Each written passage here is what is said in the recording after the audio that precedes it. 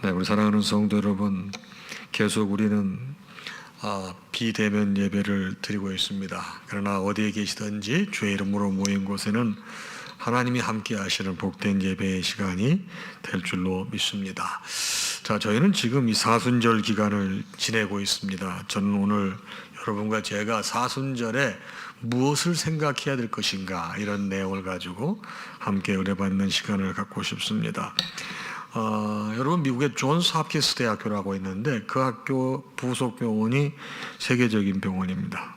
그런데 여기에 재활병동에 아주 특별한 의사가 있는데 로버트 리라고 하는 우리 한국계 미국인 의사가 되겠습니다.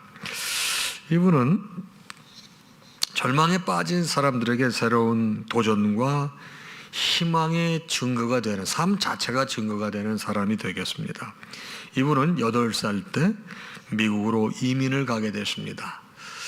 하루는 체육관에 갔다가 또래 아이들이 철봉에서 체조하는 모습을 보고 나도 체조를 해야 되겠다. 그래서 체조 금메달리스트의 꿈을 꾸게 됩니다. 그 후 열심히 연습을 해서 뉴욕주에서 마루 운동 부문 1위 챔피언이 됐습니다. 그러나 불행히도 1983년 연습 도중 불의의 추락사고로 척추를 다쳐서 사지마비 장애인이 되었습니다.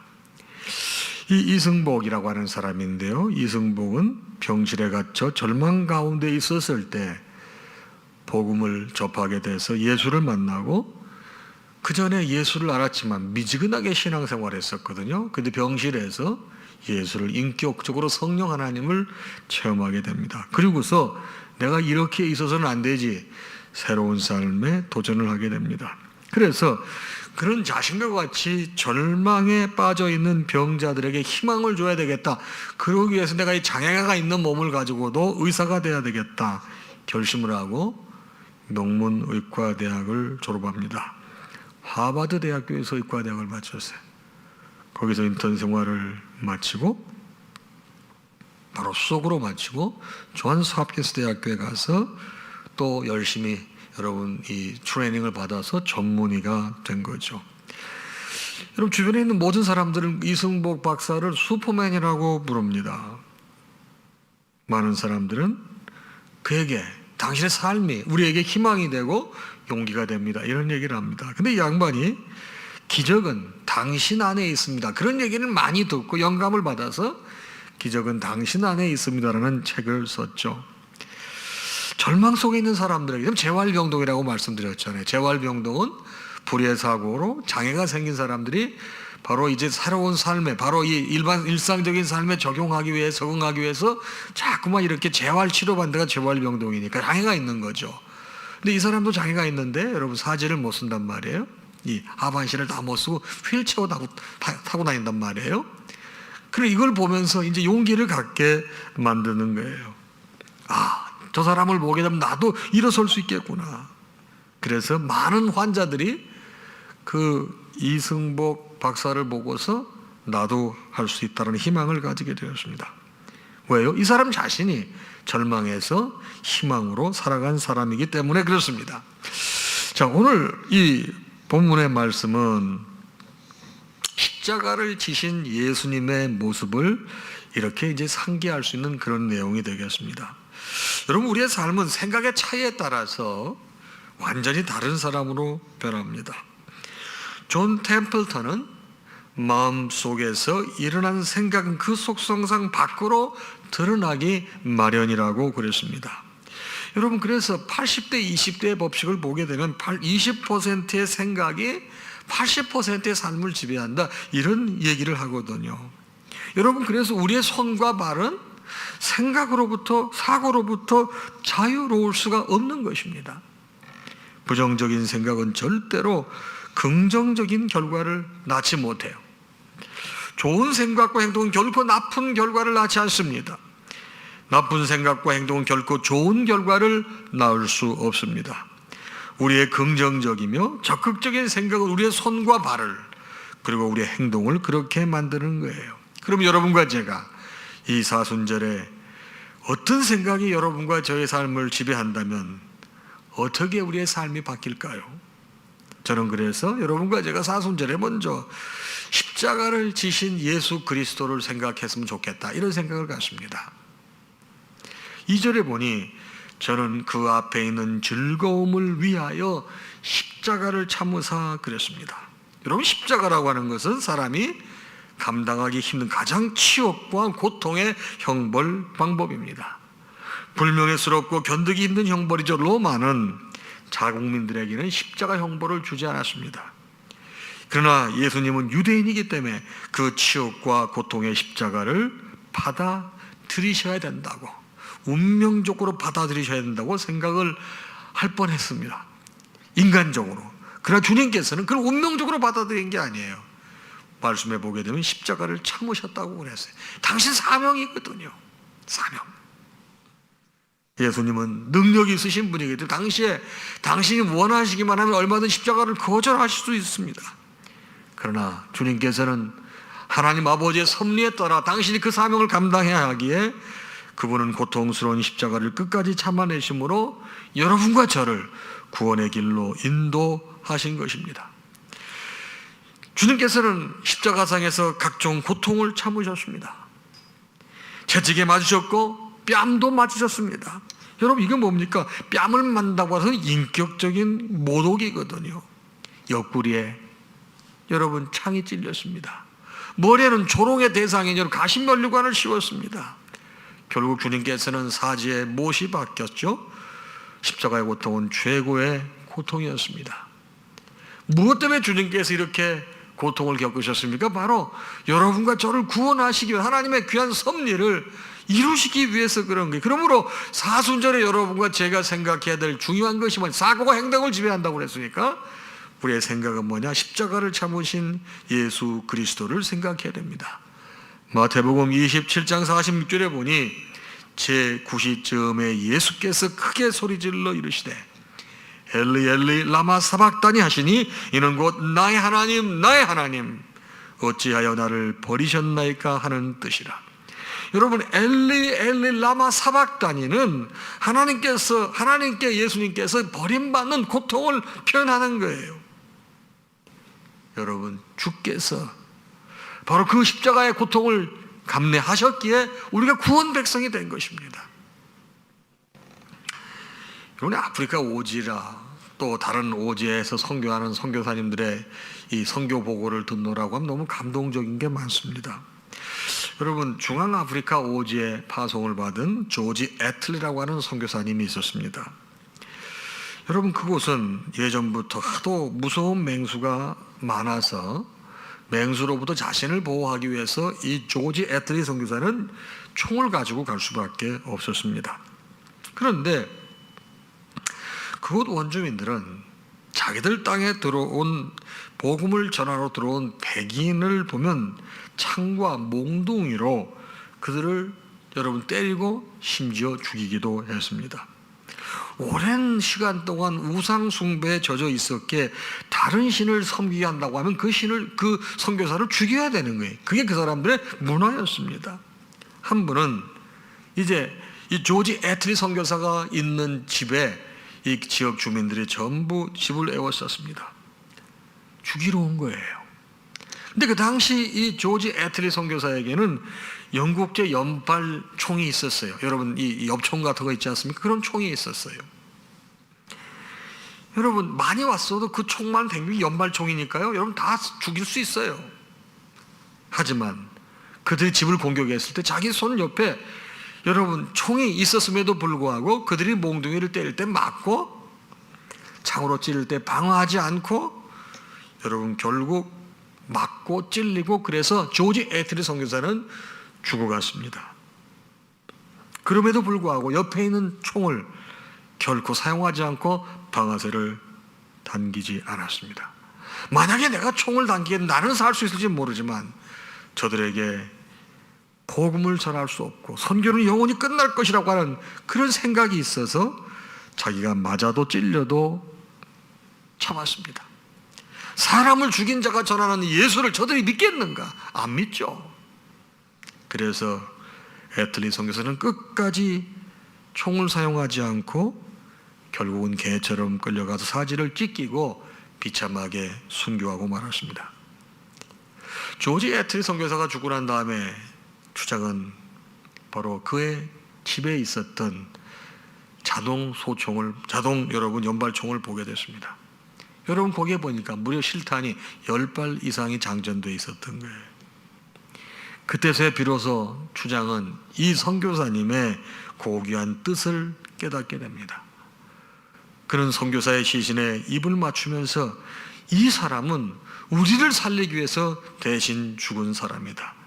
그러게 우리는 이 사람의 뜻을 받아들여야 된다.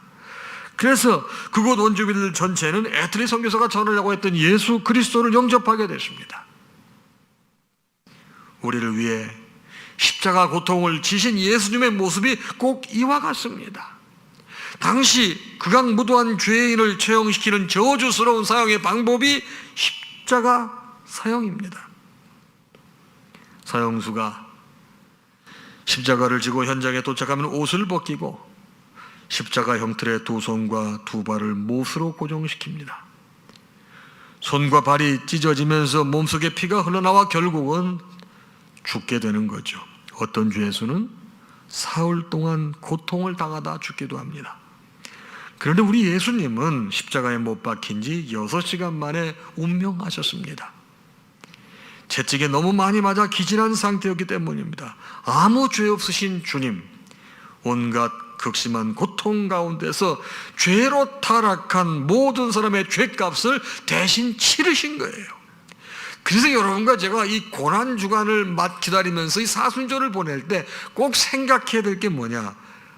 우리를 구원하시기 위해서 예수께서 이 험한 십자가의 고통을, 당신의 목숨을 내주시는 그 고난을 겪으셨구나. 이거를 생각해야 된다는 거예요. 여러분, 엄상익 변호사라는 분이 있습니다. 여러분, 이분은 굉장히 신실한 크리스찬인데요.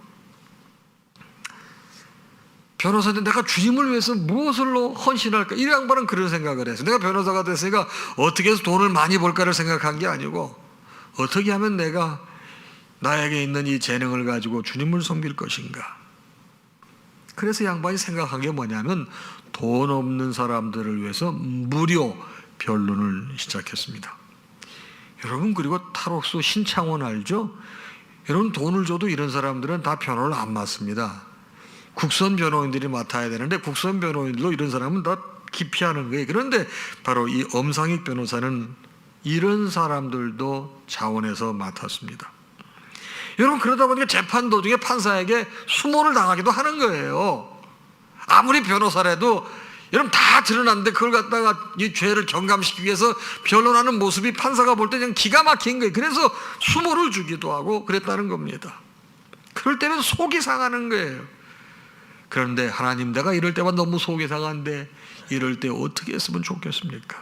그래서 양반이 이 노트를 한 권 사다가 그 겉표지에다 이렇게 써요. 수모 100번 감당 이렇게 쓰고서 수모를 당할 때마다 그 수모 100번 감당이라고 하는 노트에 그걸 기록하기 시작했어요.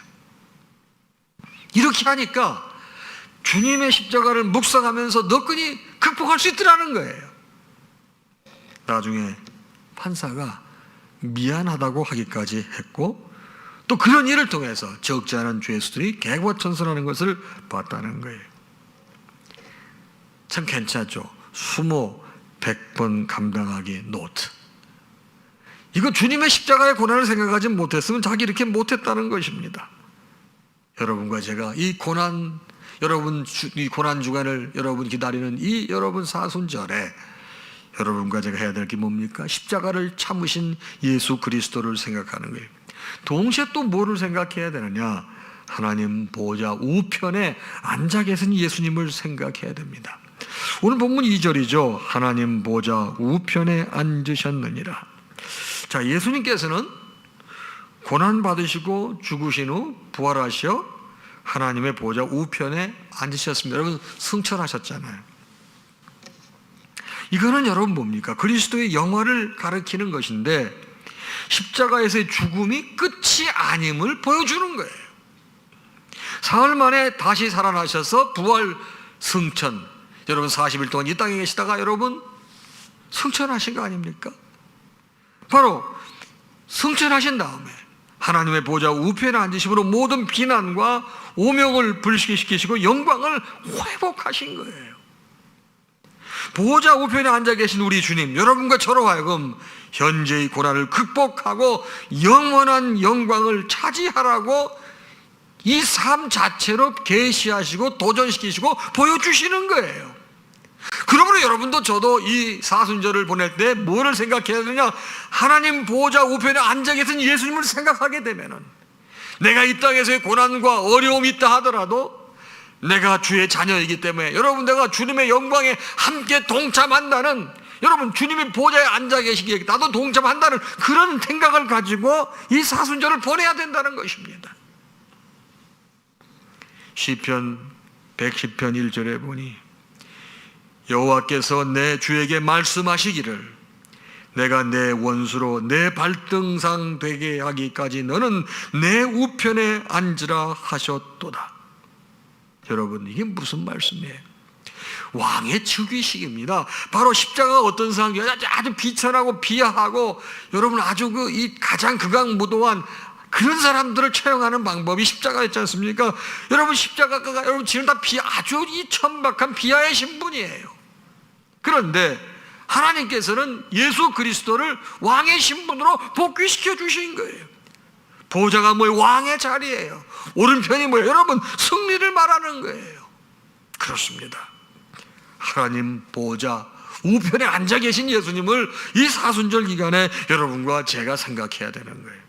여러분 영국 고대 역사에 보게 되면 카누트라고 하는 왕이 있었습니다. 이 양반은 얼마나 여러분 이 전쟁을 잘했는지, 여러분 영국 지도를 보게 되면 이렇게 외딴 섬으로 이렇게 떨어져 있지 않습니까? 그런데 이 사람들이 이 카누크라는 사람이 왕으로 있었을 때 전쟁을 너무 잘해서 스웨덴도 함락하고 덴마크까지 다 점령을 해가지고 대영 제국을 아주 크게 넓힌 왕입니다. 그래서 모든 사람들이 그 왕에 열광을 했습니다. 그래서 모든 사람들과 신하들은 왕에게 면류관을 이렇게 전해주면서 이 온 천하에 왕의 명령을 거역할 자는 아무도 없음이라고 말했습니다. 이거 아주 경배하면서 여러분 아첨을 떠는 거죠.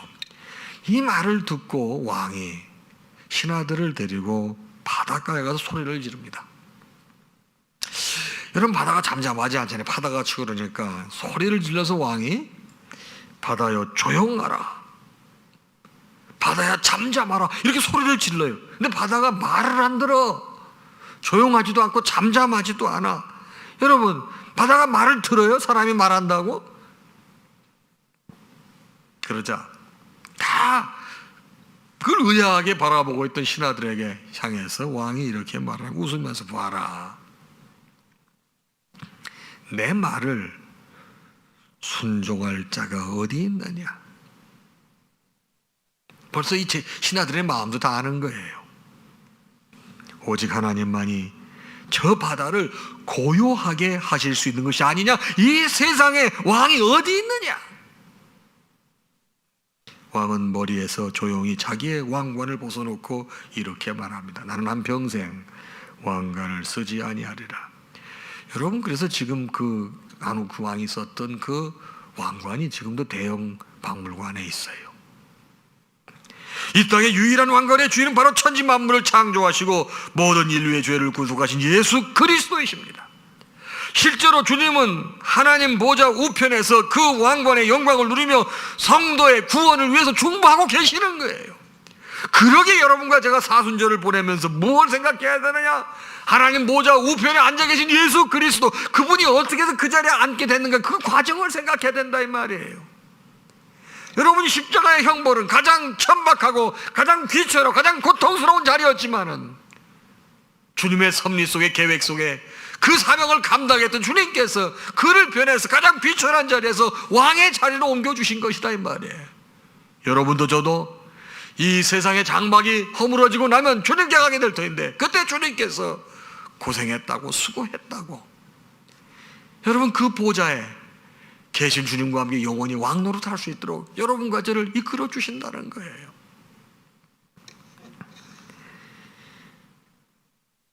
가장 값비싼 다이아몬드가 아프리카 한 지역에서 발견이 됐습니다. 그래서 그 당시 아프리카를 여러분 이 식민 지배하고 있었던 곳이 영국 아닙니까?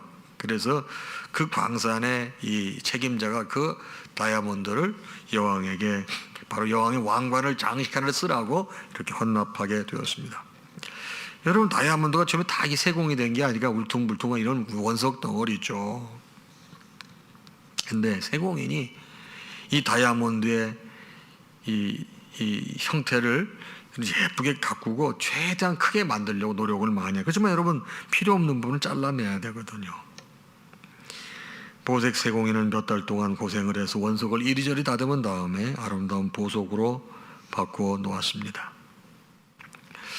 여러분 주님께서는 여러분과 저를 날카로운 고통의 칼로 잘 다듬어서 그분에게 가장 귀한 보석을 만들려고 하시는 거예요. 주님께서는 여러분과 저를 슬픔과 고통의 도가니 속에서 연단하심으로 그리스도를 닮아가게 만드시는 거예요. 그러게 여러분과 저는 십자가를 참으시고 하나님 보좌 우편에 앉으신 예수님을 생각함으로 이 고난 주간을, 이 사순절 기간을 보내야 되는 것입니다. 자, 그럼 여러분 오늘 주제가 십자가지 않습니까? 연극 무대에서 30년 동안 그리스도 역할을 맡은 안톤 레인지라고 하는 유명한 연극 배우가 있었습니다.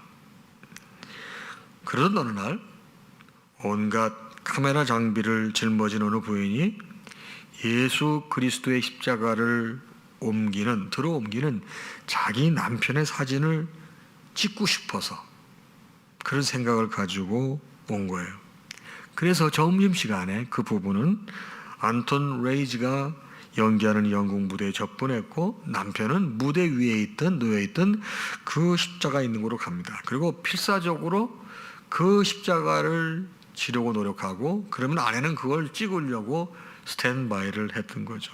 근데 여러분 그 십자가가 이게 장난이 아니야. 무겁게 너무너무 무거운 거예요. 결국 이 사람이 그걸 제대로 지지 못하고 사진을 못 찍습니다. 근데 조금 있다가 바로 그걸 들으시는 안톤 레인지라고 하는 그 배우가 들어오는 거예요. 이때다 싶어가지고 그 부인은 배우에게 이건 연극이잖아요. 근데 왜 이렇게 십자가가 이렇게 소품이 이렇게 무거워요? 왜 이렇게 무거운 걸 만들어가지고 이렇게 힘들게 하세요? 그런 거예요. 그때 여러분 안톤 레인지는 진지한 표정으로 이렇게 대답을 했습니다.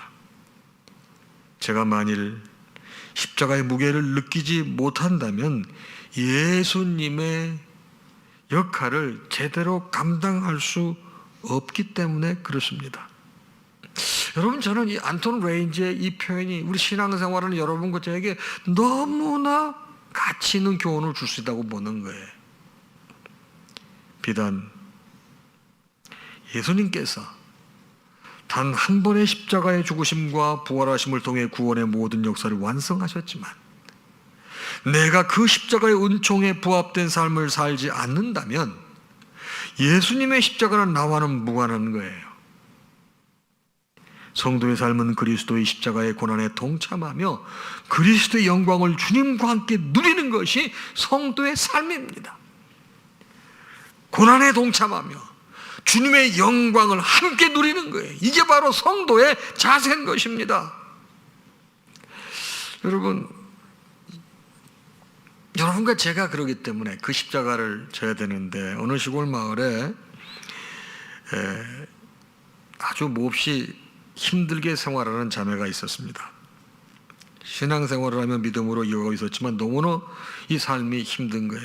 근데 이 자매가 어느 날 꿈을 꾸는데 커다란 십자가를 질질 끌고 가는 꿈을 꾼 거예요. 그때 예수님 만나게 되는 거예요. 주님, 저희 십자가가 너무 무거워서 힘듭니다. 주님이 직업이 원래 목수시잖아요. 이걸 좀 잘라주세요.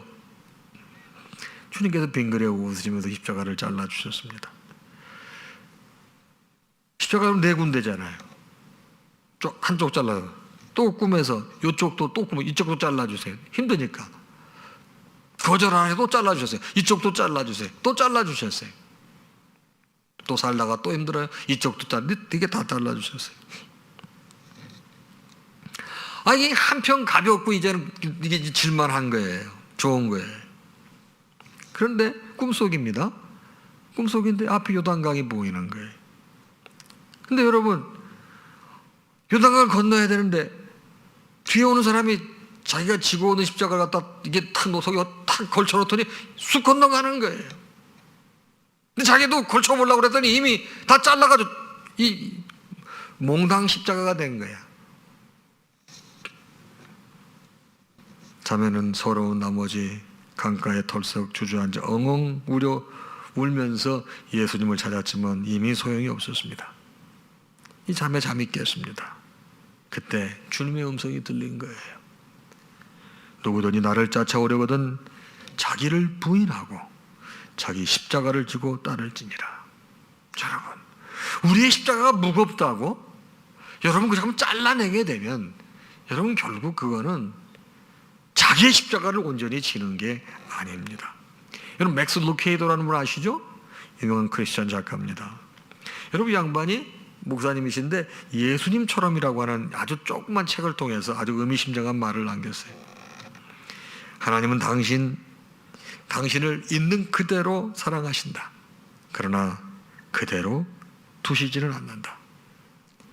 하나님은 당신이 예수님처럼 되기 원하신다. 이건 무슨 말이에요? 예수님처럼 되게 하기 위해서 연단도 주고 고통도 주고 힘든 일도 주고 십자가를 지라는 거예요. 여러분 이 사순절의 가장 중요한 화두는 뭐냐면 주님의 고통에 함께 동참하고 영광을 함께 누리는 거예요. 왜요? 내가 예수 그리스도 안에서 십자가에서 내가 옛사람이 이미 죽었어. 예수님과 함께 내가 다시 살아났어. 우리는 예수님과 공동 운명체라는 거예요. 그러기에 이 사순절 기간에 그 주님을 묵상하라는 것입니다. 그리스도께서 성도에게 요청하시는 삶은 유일한 구원자 예수 그리스도를 믿으며 그리스도를 닮아가게 기대하시는 것입니다.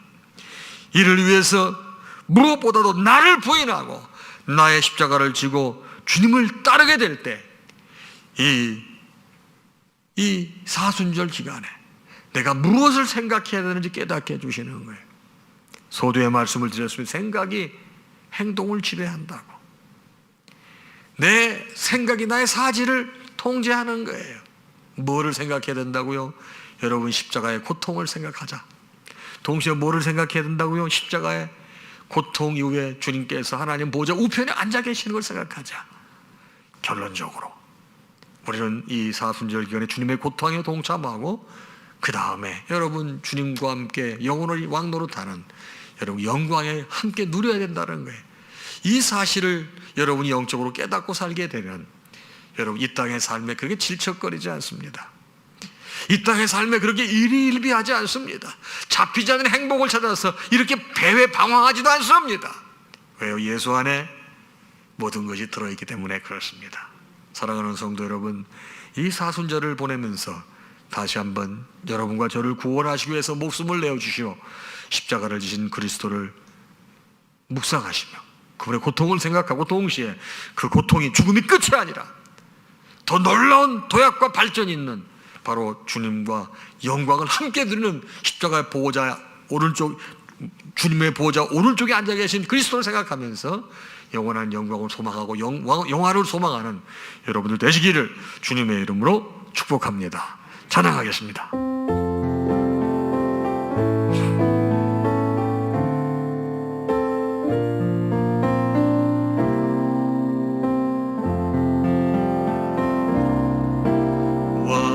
왕이신 나의 하나님 내가 주를 높이고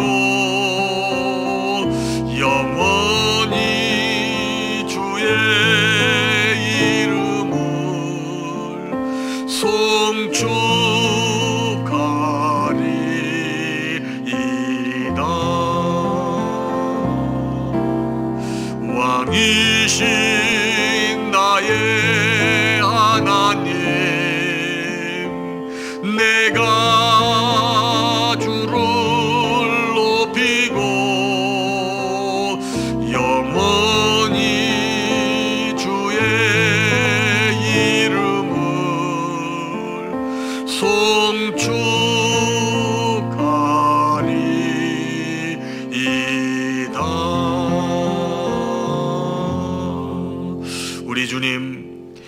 예수 그리스도의 크신 은혜와 하나님 아버지의 무한하신 사랑하심과 성령님의 감동, 감화, 교통, 역사, 충만하심이 오늘 주신 말씀을 받고 세상을 향하는 사랑하는 당신의 모든 자녀와 그 가정 위에 이제로부터 영원토록 함께 있을지어다. 아멘.